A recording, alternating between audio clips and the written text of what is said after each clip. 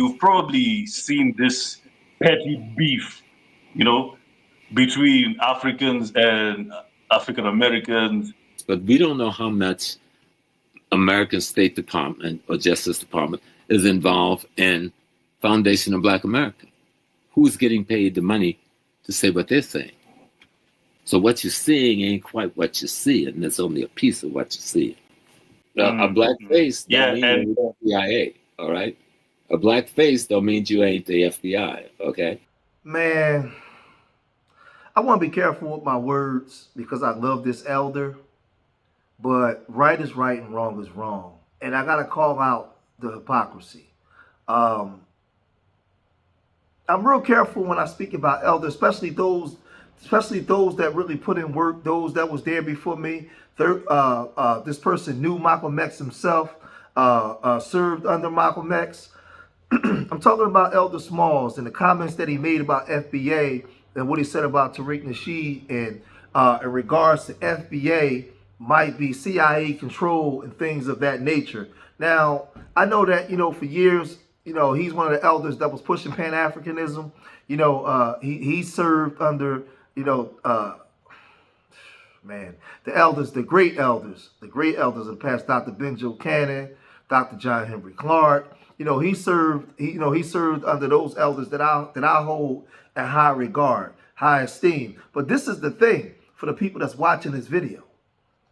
All the things that the FBA brothers and sisters are talking about today, 10, 12 years ago, all over Sinetta TV and everywhere else, they was already talking this stuff, right?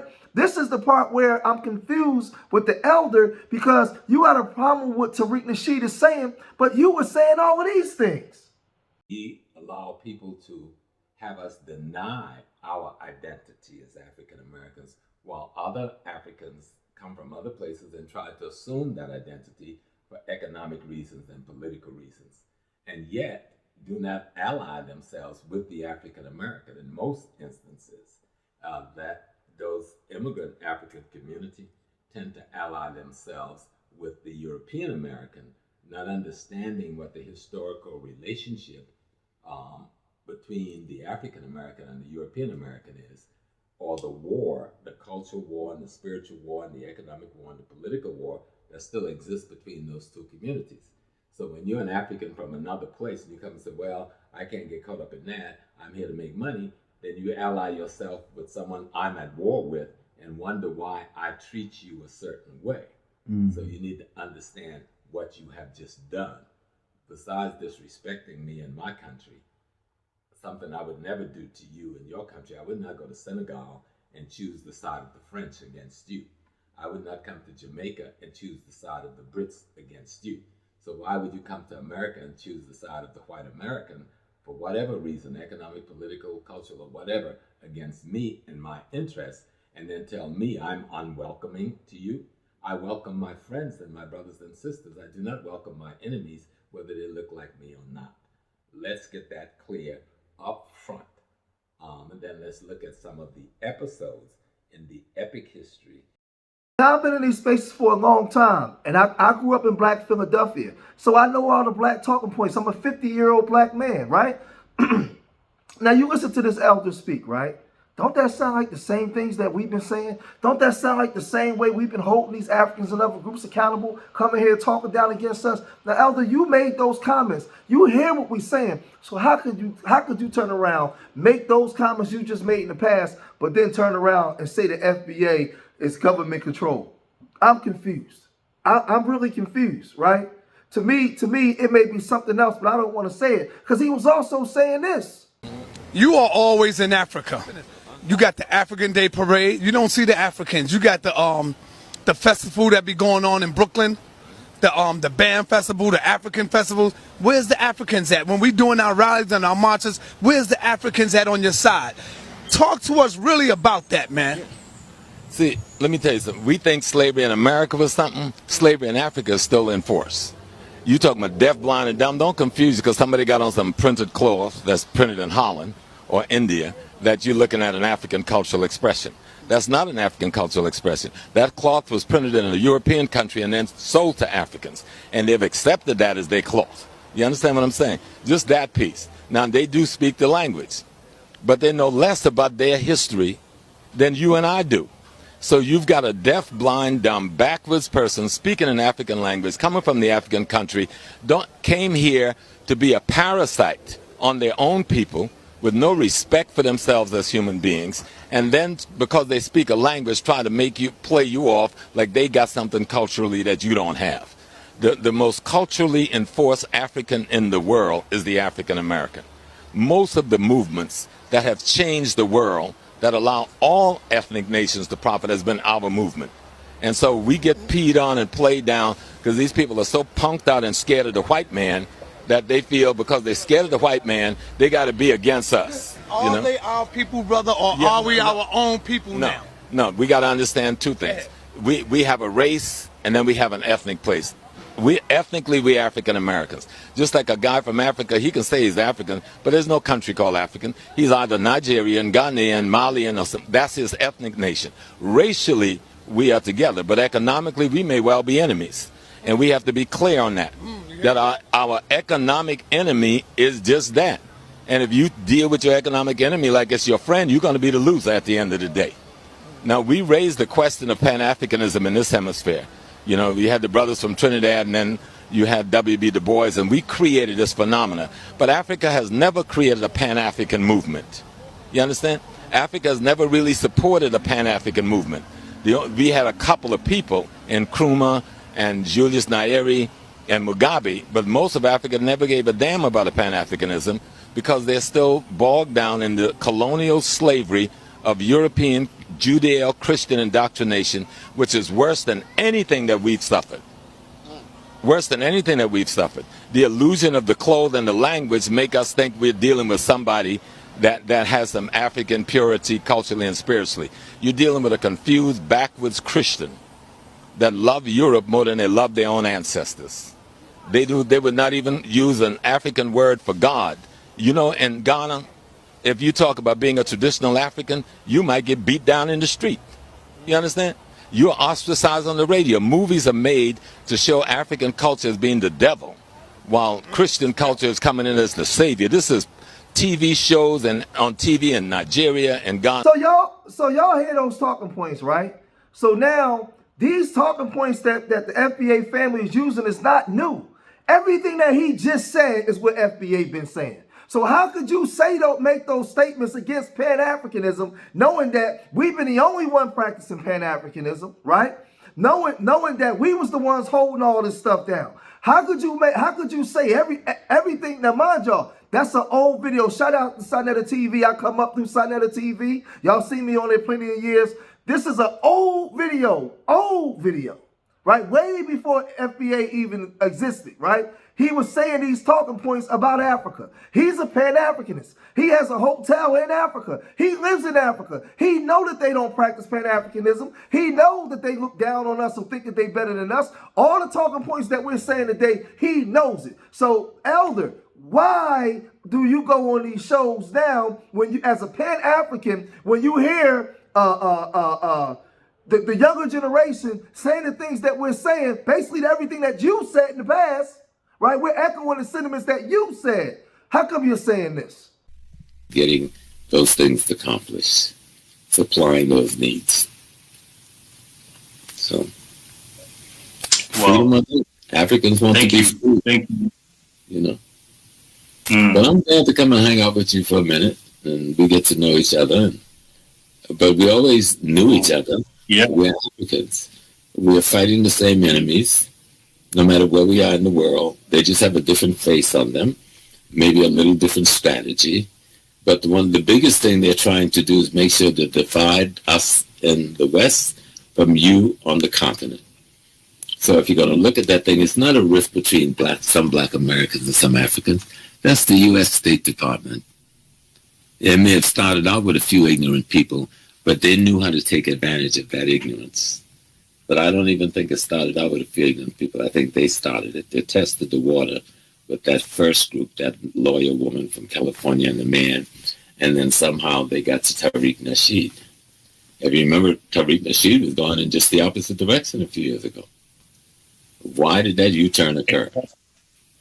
Now, like I said, I was surprised because I watched all the Hidden Colors. That's where I discovered you, from the Hidden Colors, and I'm like, how did you move from the Hidden Colors to this? Like, it doesn't, yeah. Well, he may not be an agent. He just may be disgusted and tired of thinking that he's being taken advantage of by his brothers and sisters from the continent because of his own ignorance. Just like the brothers and sisters from the continent think they're being taken advantage of when they come over here by some of us. And that's from a lack of relationship. And I'm telling you that the State Department and the American Immigration Department is right at the center of that. So then, Elder, the question will have to be asked because Tariq Nasheed is echoing everything that you said in the previous video.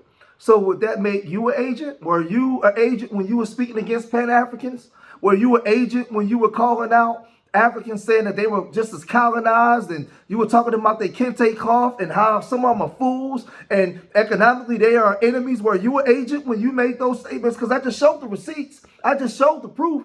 How could Tariq be an agent and we're controlled by the State Department when we're echoing the same sentiments that you said years ago? We're following behind you. We heard what you said and we said, you know what? We see the same thing. Sinetta brought it to the table because they don't participate. They came over and they're not joining in on the things that we did. They're not joining in Pan-Africanism and practicing during the times of your day, right? So Sinetta questioned you and you told the truth. So does that make you an agent? Because everything damn near verbatim that Tariq Nasheed is saying about why we should separate and delineate, you already said. I just showed proof. So how in God's green earth could you turn around and say he may be an agent? But you wasn't even finished. You made it even worse by saying this. To my group and pay my respects to the family. But we just need to do more things together. We need to learn more about one another's history. Because you can't fight a Tariq Nasheed unless you know history. Now, he's not a good historian, but he got enough facts because he's a good researcher that he can put you back, even when his facts is wrong. So you don't have to have the right facts. You have to have the right methodology to win a debate. But if you get the right facts, his methodology doesn't matter. I can beat him down, but that'll just be another two black people fighting on the internet, and I refuse to do that. I've talked to him privately. I don't feel he has shown the respect he should have, given the conversations we've had about this issue. And I will find a way to even come out more publicly again. I've come out about it publicly many times, but it's a little thing because in one way, but this internet makes it a big thing. But you got to remember, the masses of our people ain't paying no kind of attention to Tariq. The people who go with me on the trip to Africa, the working class people, the middle class people, the retired people, they don't give a shit about that. And even the young people who go to Africa, they're already Pan-Africanists. They ain't even thinking about him. They're angry with him. And I tell them, don't be angry. Find out what is stimulating that. Because if you don't find the causation, you're not going to solve that problem. And the cause is we need to do more together. Now I'm going to say this because I need to see Tariq Nasheed's response to this, because the thing is this. I come up watching the elders, the James Smalls, the Dr. John Henry Clarks, all of them. I watched them all their videos, all their content on what we need to do in our community. At one point, I practiced Pan-Africanism, but around 2016, I said Pan-Africanism need to be redone because nobody's practicing it but us. He even said it. Nobody's practicing Pan-Africanism, so I don't know why we're the ones opening up our arms and allowing everybody to come into the culture when they come and say that we don't even have a culture. Understanding that the Hausa and the Yoruba don't get along, and the Fulanis and all these different groups, they don't get along. But yet and still, we moving around like Africa's just this big united utopia when it's not. They don't like each other. You're from one country to the next, you are a foreigner. They're not practicing that. So when they come here, they're not connected to our struggle and pain with this government. You always hear them talk about why they fled their countries because of the government. But then come here and have a nerve to thumb their nose up at us right? Talking bad about us, say, well, we're outdoing you. And I'm saying, well, you ain't outdoing nobody, right? You here, you're successful because we wanted you to be here. That's why you here. You're not here because the W man wanted you to be here. Are you serious? The history speaks for itself, right? So we start calling all this stuff out, saying the same things that y'all was saying. So for me, it just seemed like maybe him and Tariq had a falling out somewhere. Maybe, something going on behind the scenes where maybe the elders feel sour. He feeling some type of way about something because this don't seem right. This don't seem right. I got all the receipts. I got all kinds of videos I can pull up from things that they said that's contradictory to what he's saying now. And to come out of his mouth to say that he would be a Fed, or is this something? Is this something, Elder Smalls, that you know that we don't know and you don't want to say? Then if you're gonna come out and say that, then you just need to say it, right? Because you're looking real crazy right now. And I'm not the type of guy. I don't disrespect my elders. I don't like what he said. I don't like what he said. I want to know why you said it. Why did you feel compelled to have to come say that, knowing you said the same thing that Tariq is saying now? You've said it. You've called the Africans out. You are a person that live in Africa with a hotel in Africa with experience amongst Africans, so you know. So why would you come out and say, somebody that's young enough to be your son, that's echoing these things, why would you come out and say such harsh things like that? Right? You got a generations of young people that's starting to wake up, that's starting to self-identify themselves. Why would you do that? Why would you go against us like that? Right? It's just, hey, man, listen, man. Y'all gotta let me know what y'all think. I'm gonna end it because I don't want to be disrespectful to the elder because I like the elder, right? I vehemently disagree with him, though, on this one. And I got every right to disagree because you taught, and I just showed in the video, you taught us about the Africans and how they move and operate. You taught us that. You did. So if you made it this far in the video, hit that like button, subscribe to Street Media TV, leave your comments in the comment section. Let me know what you guys think. Remember, I love y'all. Till the next time. Peace.